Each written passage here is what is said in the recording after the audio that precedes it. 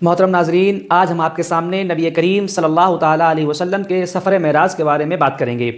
نبی کریم صلی اللہ تعالیٰ علیہ وسلم کے اس مبارک سفر کو دو حصوں میں تقسیم کیا جاتا ہے۔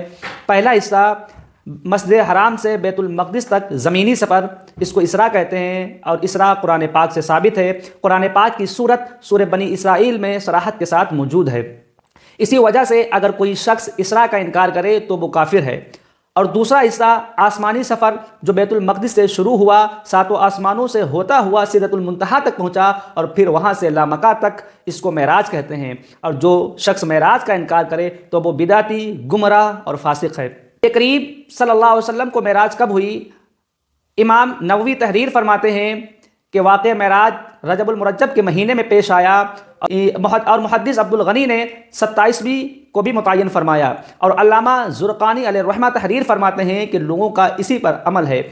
ان تمام بزرگان دین کے اقوال سے یہی ثابت ہوتا ہے کہ نبی کریم صلی اللہ تعالیٰ علیہ وسلم کا واقع معراج 27 رجب المرجب کو پیش آیا۔ صلی اللہ تعالیٰ علیہ وسلم کو معراج کتنی بار اور کیسے ہوئی؟ جمہور علماء ملت کا صحیح مذہب یہی ہے کہ معراج بحالت بیداری جسم اور روح کے ساتھ ایک بار ہوئی۔ جمہور صحابہ کرام، تابعین، فقہاء محدثین، نیز صوفیاء کرام کا بھی یہی مذہب ہے۔ نبی کریم صلی اللہ تعالیٰ علیہ وسلم نے سفر معراج میں 5 قسم کی سواریوں پر سوار ہو کر سفر فرمایا۔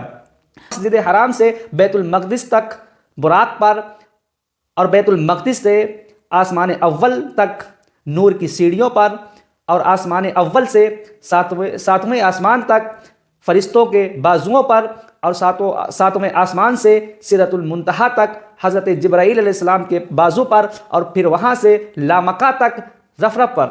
معراج میں نبی کریم صلی اللہ تعالیٰ علیہ وسلم نے اللہ رب العزت کا دیدار فرمایا، تو صحابہ کرام، تابعین رضی اللہ تعالیٰ عنہم کی ایک بڑی جماعت نے ارشاد فرمایا کہ نبی کریم صلی اللہ تعالیٰ علیہ وسلم نے سر کی آنکھوں سے اللہ رب العزت کا دیدار فرمایا۔ عبداللہ بن عباس رضی اللہ تعالیٰ عنہ اور حضرت کعب رضی اللہ تعالیٰ عنہ ایک مجلس میں جمع ہوئے۔ حضرت عبداللہ ابن عباس رضی اللہ تعالیٰ عنہ نے ارشاد فرمایا، کوئی کچھ بھی کہتا ہو، ہم بنو ہاشم کے لوگ یہی کہتے ہیں کہ نبی کریم صلی اللہ تعالیٰ علیہ وسلم نے معراج میں 2 مرتبہ اللہ رب العزت کا دیدار فرمایا۔ حضرت کعب رضی اللہ تعالیٰ عنہ نے جب یہ سنا تو اتنی زور سے نعرہ مارا کہ پہاڑ گونج اٹھے، اور ارشاد فرمایا کہ حضرت موسیٰ علیہ السلام نے اللہ رب العزت سے کلام فرمایا، اور حضور صلی اللہ تعالیٰ علیہ وسلم نے اللہ رب العزت کا دیدار فرمایا۔ حضرت حسن بصری رضی اللہ تعالیٰ عنہ فرماتے ہیں کہ میں اس بات پر قسم اٹھاتا ہوں کہ محمد صلی اللہ تعالیٰ علیہ وسلم نے اللہ رب العزت کا دیدار فرمایا۔ حاکم مدینہ مروان نے حضرت ابو ہریرہ رضی اللہ تعالیٰ عنہ سے سوال کیا کہ کیا محمد صلی اللہ علیہ وسلم نے اللہ رب العزت کا دیدار فرمایا؟ تو حضرت ابو ہریرہ رضی اللہ تعالیٰ عنہ نے ارشاد فرمایا، ہاں۔ حضرت امام احمد بن حنبل رضی اللہ تعالیٰ عنہ ارشاد فرماتے ہیں کہ میں عبداللہ بن عباس رضی اللہ تعالیٰ عنہ کے مذہب پر ہوں، اور میں کہتا ہوں کہ محمد صلی اللہ تعالیٰ علیہ وسلم نے اللہ رب العزت کو دیکھا، اللہ رب العزت کو دیکھا، اتنی بار فرمایا کہ اللہ رب العزت کو دیکھا، یہاں تک کہ آپ کی سانس ٹوٹ گئی۔ اسی کی طرف سرکار اعلیٰ حضرت ارشاد فرماتے ہیں، اور کوئی غیب کیا تم سے نہا ہو بھلا، جبنا خدا ہی چھپا تم پہ کرو دود تم۔ اور نبی کریم صلی اللہ تعالیٰ علیہ وسلم کو اللہ رب العزت نے معراج میں کیا کیا تحائف عطا فرمائے؟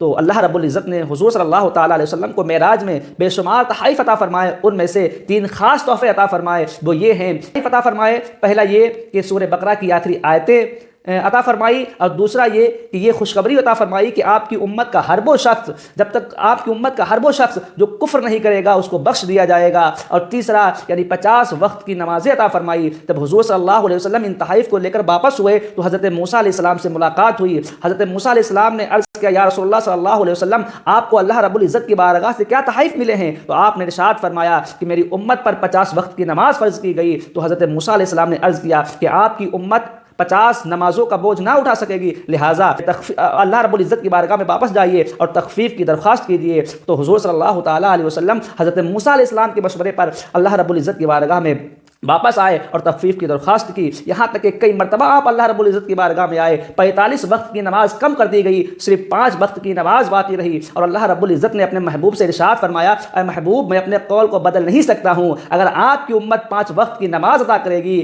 تو میں اس کو 50 نمازوں کا اجر و ثواب عطا فرماؤں گا۔